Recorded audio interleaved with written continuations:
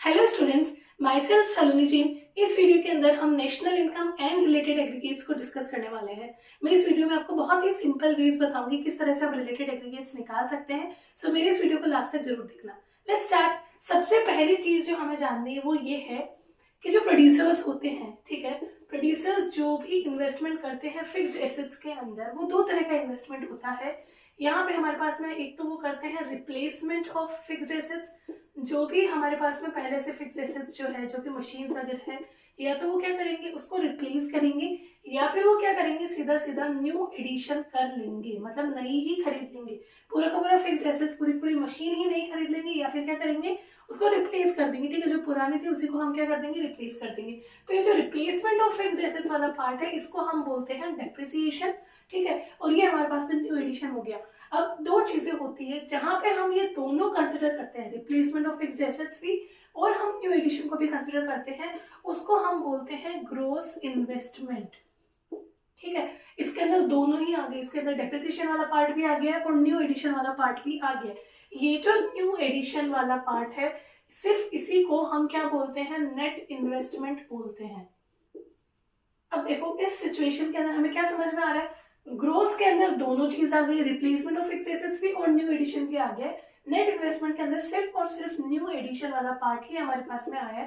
तो इससे हम क्या लिख सकते हैं, gross investment minus net investment.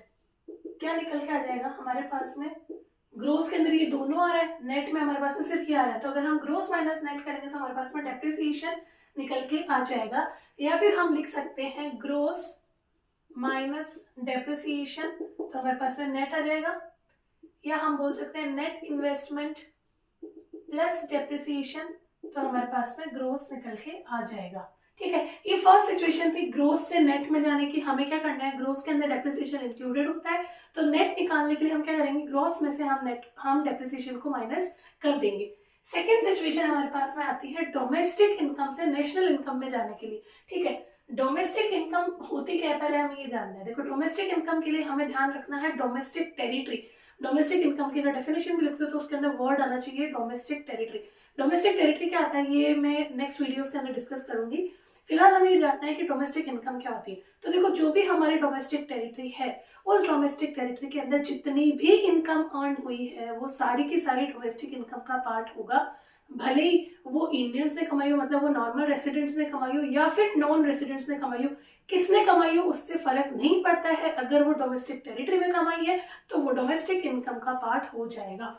Second हमारे पास में होता है national income.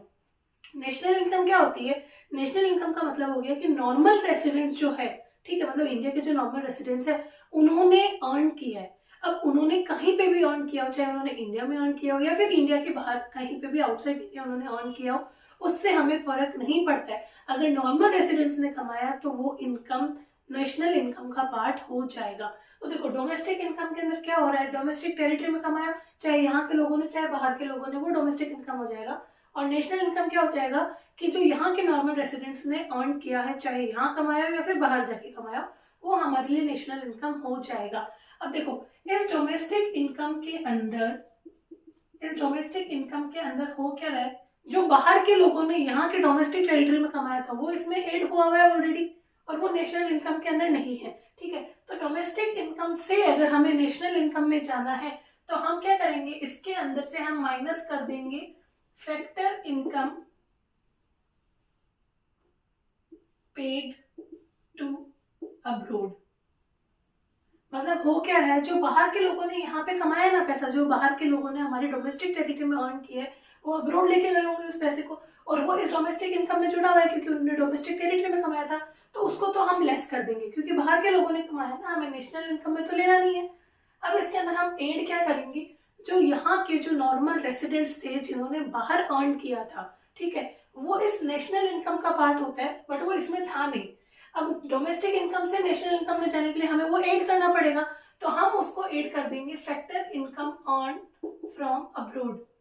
Factor income from abroad, जो हमारे पास में आया है उसको हम जोड़ देंगे और जो हमने दिया है उसको हम लेस कर देंगे। मतलब यहाँ पे मैं लिख देती हूँ, जो यहाँ से गया है वो हमें लेस करना है और जो हमारे पास में यहाँ पे आया है उसको हम क्या कर देंगे, ऐड कर देंगे तो हमारे पास में क्या निकल के आ जाएगा, नेशनल इनकम निकल के आ जाएगी। या फिर हम सीधा सीधा बोल सकते हैं कि डोमेस्टिक इनकम के अंदर हम सीधा सीधा क्या कर देंगे, प्लस NFIA, तो हमारे पास में नेशनल इनकम आ जाएगी। अब यहाँ पे मैंने NFIA लिख दिया, एन का मतलब यहाँ पे फिर से क्या हो गया, net factor income from abroad. अब यहाँ पे ये जो नेट है ना, ये नेट इन्वेस्टमेंट की बात नहीं हो रही है, यहाँ पे डेप्रिसिएशन को मत ले आना, net factor income from abroad ये यहाँ पे लिखा है। तो यहाँ पे मतलब नेट की है, किसका किया है, फैक्टर इनकम का नेट कर दिया।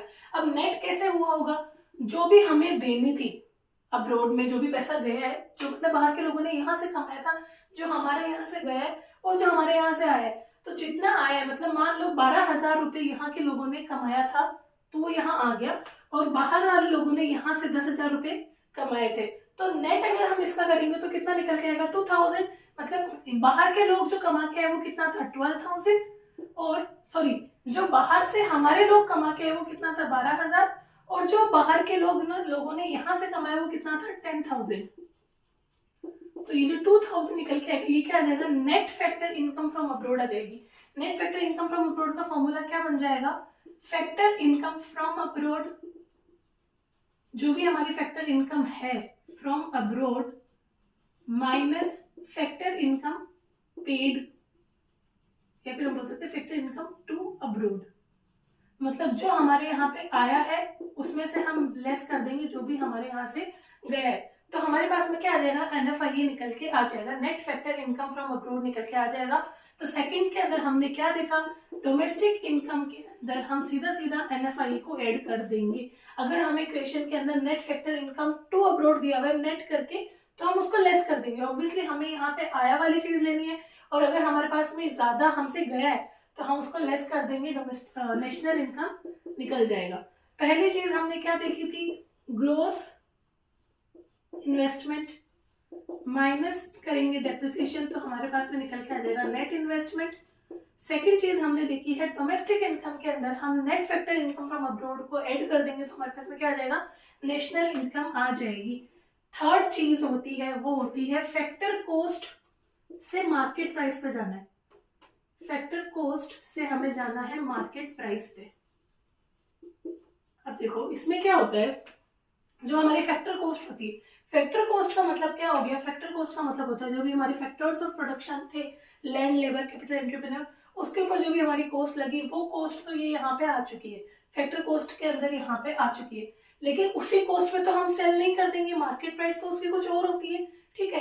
अब मार्केट प्राइस जो होती है उसमें हम उस तक कैसे पहुंचते हैं, तो जो भी हमारी फैक्टर कॉस्ट आई, मतलब जो भी हमारी फैक्टर्स की जो कॉस्ट आई है उसके अंदर हम क्या करेंगे, उसके अंदर क्या होता है, गवर्नमेंट हमारे ऊपर कुछ टैक्सेस लगा देती है, कुछ इनडायरेक्ट टैक्सेस हमारे ऊपर लगते हैं, ठीक है, प्रोडक्शन के ऊपर इनडायरेक्ट टैक्सेस लगते हैं, तो वो यहाँ पे इनडायरेक्ट टैक्सेस क्या हो जाएंगे, ऐड हो जाएंगे। और अगर गवर्नमेंट ने कोई सब्सिडीज दे रखी है तो उसको हम लेस कर देंगे, उससे हम क्या निकाल लेंगे, हमारी मार्केट प्राइस निकाल लेंगे।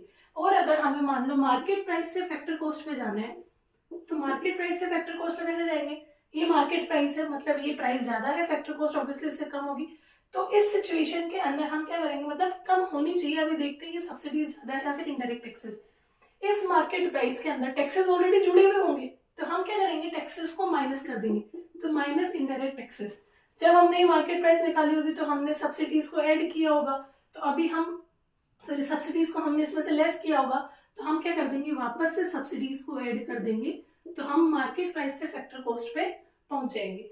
अगर इसके अंदर हमें सीधा सीधा नेट इनडायरेक्ट टैक्सेस गिवन हो, अगर सीधा सीधा हमें नेट इनडायरेक्ट टैक्सेस गिवन होगा, तो नेट इनडायरेक्ट टैक्सेस हम कैसे निकालेंगे, जिस चीज को यहाँ लिखा है ना उसमें से ही दूसरी चीज को माइनस किया होगा, तो IT माइनस सब्सिडीज करके हमें अगर सीधा सीधा NIT गिवन है तो ये हमने कैसे निकाला होगा, IT माइनस सब्सिडीज हमने निकाला होगा। तो हमारे पास में तीनों चीजें आ चुकी है। फर्स्ट हमने देखा था ग्रोस और नेट का, उसके अंदर क्या था, डेप्रिसिएशन वाला पार्ट था। फर्स्ट फॉर्मूला था ग्रोस इन्वेस्टमेंट माइनस डेप्रिसिएशन, हमारे पास में क्या आ गया, नेट इन्वेस्टमेंट। सेकेंड चीज हमारे पास में आई थी डोमेस्टिक इनकम प्लस NFIA, इससे आ गया नेशनल इनकम, या फिर हम बोल सकते हैं domestic income minus net factor income to abroad, ये मैंने लिखा है टू टू अब्रोड, तो ये क्या हो जाएगा, माइनस हो जाएगा, equals to national income. And third चीज हमारे पास में थी, फैक्टर कॉस्ट के अंदर हम इनडायरेक्ट टैक्सेस जोड़ देंगे और सब्सिडीज माइनस कर देंगे, तो हमारे पास में निकल के आ जाएगी मार्केट प्राइस, या फिर हम बोल सकते हैं मार्केट प्राइस में से, क्योंकि टैक्सेस ऑलरेडी जुड़े हुए तो हम टैक्सेस को लेस कर देंगे, सब्सिडीज पहले लेस हो गई थी, हम ऐड कर देंगे वापस और हम फैक्टर कॉस्ट पे पहुंच जाएंगे। ये हमारे पास में 3 फॉर्मूलाज है। अगर आपको ये तीनों फॉर्मूला समझ में आ गए ना, बेसिक से जो कंफ्यूजन होती है वो इन्हीं में होती है, अगर आपको ये तीनों समझ में आ गए तो आप बहुत इजीली रिलेटेड एग्रीगेट्स निकाल लोगे। अब देखो हम रिलेटेड एग्रीगेट्स निकालते हैं। रिलेटेड एग्रीगेट्स निकालने के लिए हमें क्या करना है, हमारे पास में जैसे मान लो हम सबसे बेसिक टर्म जो हम यूज करते हैं वो है जीडीपी, ठीक है, ग्रोस डोमेस्टिक प्रोडक्ट, यही हम यूज करते हैं। अब ग्रोस डोमेस्टिक प्रोडक्ट के अंदर दोनों चीजें हो सकती है, ग्रोस डोमेस्टिक प्रोडक्ट हमारे पास में मार्केट प्राइस पे भी हो सकती है और हमारे पास में फैक्टर कॉस्ट में भी हो सकती है, दो तो ये बन गए। अब दूसरी चीज हमारे पास में क्या है, जैसे यहाँ पे ग्रोस है तो हम इसकी जगह लिख देते हैं नेट, तो net domestic product at market price, और चौथा बन जाएगा net domestic product at factor cost. ये बन गए 4 हमारे पास में रिलेटेड एग्रीगेट्स। अब फिफ्थ हम करेंगे, ये जो डोमेस्टिक है इसकी जगह हम नेशनल ले आए, तो ये बन जाएगा GNPMP, gross national product at market price, या फिर हम बोल सकते हैं GNP एट FC, ये ऐसे बन जाएगा। लास्ट के अंदर क्या करेंगे, दोनों को ही हम चेंज करेंगे, यहाँ पे हम लिखेंगे NDP FC, अच्छा NDP FC हो गया, NNP FC और NNP MP।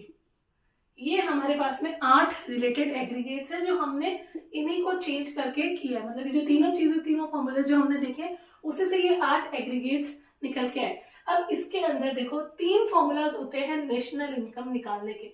सबसे पहला हमारे पास में होता है वैल्यू एडेड मेथड, जिसको हम प्रोडक्ट मेथड भी बोलते हैं। दूसरा हमारे पास में होता है इनकम मेथड, और लास्ट हमारे पास में होता है expenditure method. Value added method से जो निकल के आता है वो आता है हमारे पास में GDP MP, ठीक है, और इनकम मेथड से जो हमारे पास में निकल के आता है वो आता है NDP FC, और एक्सपेंडिचर से हमारे पास में आता है GDP MP। ये तीनों चीजें आपको याद रखनी होगी, क्योंकि क्वेश्चन के अंदर ना वो सीधा बोलेगा कि आपको इनकम मेथड से नेशनल इनकम निकालना है। अब अगर यही नहीं पता कि इस मेथड से क्या निकल के आएगा तो हम नेशनल इनकम तक कैसे पहुंचेंगे। अब देखो ये तीनों तो आप फॉर्मूले से निकाल लोगे, ये तीनों मेथड्स में आने वाले वीडियोस के अंदर डिस्कस करूंगी। फिलहाल हमें क्या करना है, इस GDP MP से नेशनल इनकम हम किसको बोलते हैं, NNP FC को बोलते हैं। तो GDP MP से NNP FC तक हम कैसे पहुंचेंगे वो हमें देखना है। देखो यहाँ पे लिखा हुआ है ग्रोस, हमें चाहिए नेट, तो ग्रोस से नेट में जाने के लिए हम क्या करेंगे, डेप्रिसिएशन माइनस कर देंगे, इसमें से हम माइनस करेंगे डेप्रिसिएशन, तो हमारे पास में निकल के आ जाएगा NDP-MP। हमारे पास में क्या आ गया है, ग्रोस से हमने डेप्रिसिएशन माइनस किया, NDP-MP आ गया। अब इसके बाद हमें क्या करना है, इस डोमेस्टिक को नेशनल में कन्वर्ट करना है, और डोमेस्टिक को नेशनल में कन्वर्ट करने के लिए हमें NFIA ऐड करना पड़ेगा। तो हम क्या करेंगे, इसमें करेंगे प्लस NFIA, और हम क्या निकालेंगे, इसमें से हमारे पास में बन जाएगा अब ये NNP-MP। ये ग्रॉस नेट में कन्वर्ट हो गया, ये जो डोमेस्टिक है ये नेशनल में कन्वर्ट हो चुका है। अब लास्ट चीज बच रही है वो है ये मार्केट प्राइस से हमें जाना है फैक्टर कॉस्ट पे, और मार्केट प्राइस है मतलब इसमें टैक्सेस पहले से जुड़े हुए होंगे, तो हम क्या करेंगे, इसमें से माइनस कर देंगे इनडायरेक्ट टैक्सेस, और इसको निकालने के लिए हमने सब्सिडीज पहले लेस की होगी, तो अब हम क्या करेंगे, सब्सिडीज को कर देंगे ऐड, और इसकी वजह से हमारे पास में क्या आ जाएगा, NNP-FC आ जाएगा। सेकेंड हमारे पास मेथड है इनकम मेथड। इनकम मेथड में देखो हम ऑलरेडी NDP-FC पे खड़े, हमें सिर्फ इससे जाना है NNP-FC तक, तो हमें सिर्फ डोमेस्टिक से नेशनल का काम करना है, बाकी तो सब सेम ही है। तो डोमेस्टिक से नेशनल में जाने के लिए हम क्या कर देते हैं, NFIA को ऐड कर देते हैं। थर्ड मेथड एक्सपेंडिचर मेथड, इसमें और इसमें दोनों से ही हमारे पास में GDP-MP ही निकल के आता है, इसलिए इसके अंदर हमें सेम ये जो एडजस्टमेंट हमने किए हैं, minus depreciation plus NFIA minus indirect taxes plus subsidies, ये सब हम करेंगे, तो इससे हमारे पास में क्या निकल के आ जाएगा, NNP-FC हमारे पास में निकल जाएगा। ये रिलेटेड एग्रीगेट्स है, ऐसा कोई क्वेश्चन नहीं आता है जिसके अंदर आपको सिर्फ ये पूछ रहे, नहीं, ऐसा नहीं होता है। आपको जो भी क्वेश्चन मिलेगा उसके अंदर क्या होता है ना, कई बार इनमें से कुछ भी आपको गिवन होता है और उससे या तो आपको सीधा नेशनल इनकम निकालना होता है जिसको हम बोलते हैं NNPFC, या फिर हो सकता है कि फॉर्मूलाज के अंदर जो भी हमारी जो मेथड्स है इनके ही कुछ पॉइंट्स आपको निकालने के लिए दे सकते हैं। वो सारी चीजें हम नेक्स्ट वीडियो के अंदर डिस्कस करेंगे। अगर आपको मेरा वीडियो अच्छा लगा हो तो please like, share and subscribe. Thank you.